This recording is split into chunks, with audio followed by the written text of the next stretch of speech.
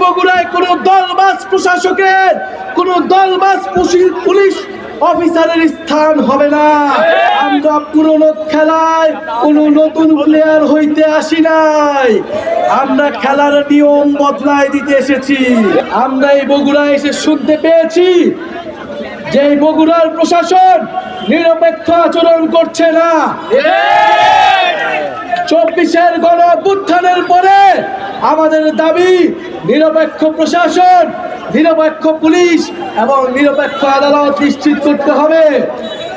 যদি কেউ সেই পুরনো কায়দায় দলবাজ প্রশাসকদের মতো আচরণ করে, তার পরিণতিও ফ্যাসিস্ট মুজিববাদীদের দোসরদের মতোই হবে।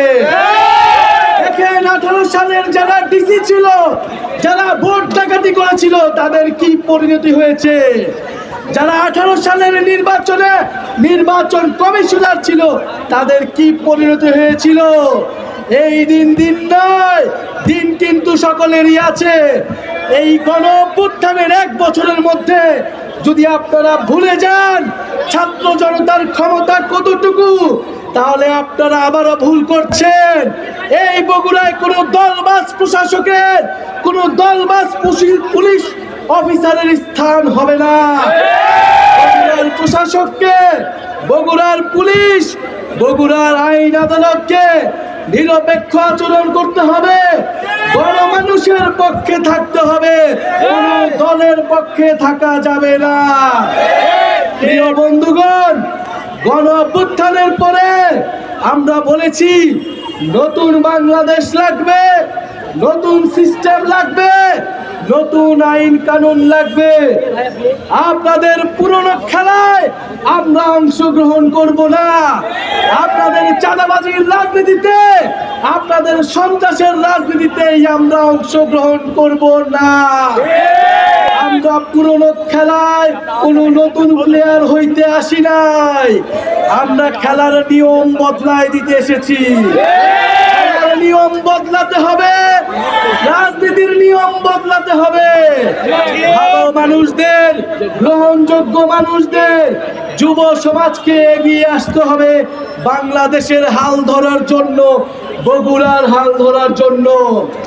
প্রিয় বগুড়াবাসী, আমরা আজকে স্মরণ করছি এই বগুড়ায় যারা গণ-অভ্যুত্থানে অংশগ্রহণ করেছিল, গণ-অভ্যুত্থানে শহীদ হয়েছিল, গণ-অভ্যুত্থানে আহত হয়েছিল। আমরা শুনতে পেয়েছি আমাদের আহত ভাইরা এখনো ভালো চিকিৎসা পায় না। এটা হতে পারে না। গণ-অভ্যুত্থানের 1 বছর পূরণ হয়েছে, অনতিবিলম্বে আমাদের আহত ভাইদের চিকিৎসার ব্যবস্থা করুন। শহীদ পরিবারদের পাশে দাঁড়ান, তাদের মর্যাদা দিন। প্রিয় বগুড়াবাসী, এই জুলাই পদযাত্রা জেলা থেকে জেলান্তরে ছড়িয়ে যাচ্ছে, গ্রাম থেকে গ্রামান্তরে ছড়িয়ে যাচ্ছে। নতুন দল এসেছে, নতুন নেতৃত্ব এসেছে, আপনাদের সামনে বিকল্প এসেছে। যেই বিকল্পের খোঁজে আপনারা গত 54 বছর ধরে খুঁজেছেন, সেই বিকল্প নেতৃত্ব আপনাদের সামনে হাজির হয়েছে।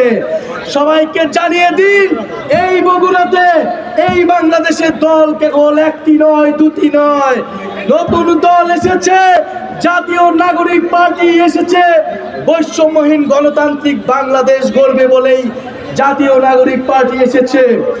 প্রিয় বগুড়াবাসী, জুলাই ঘোষণাপত্র, জুলাই সনদ নিয়ে টালবাহানা হচ্ছে। আমরা স্পষ্টভাবে বলতে চাই আজকের এই বগুড়া থেকে, জুলাই ঘোষণাপত্র অবশ্যই নতুন সংবিধানে যুক্ত হবে। জুলাই কেবল কোনো আবেগের বিষয় নয়, জুলাই আমাদের রাজনৈতিক ইস্তেহার, আমাদের রাজনৈতিক গন্তব্য। এই জুলাইয়ের পথেই আগামীর বাংলাদেশ পরিচালিত হবে।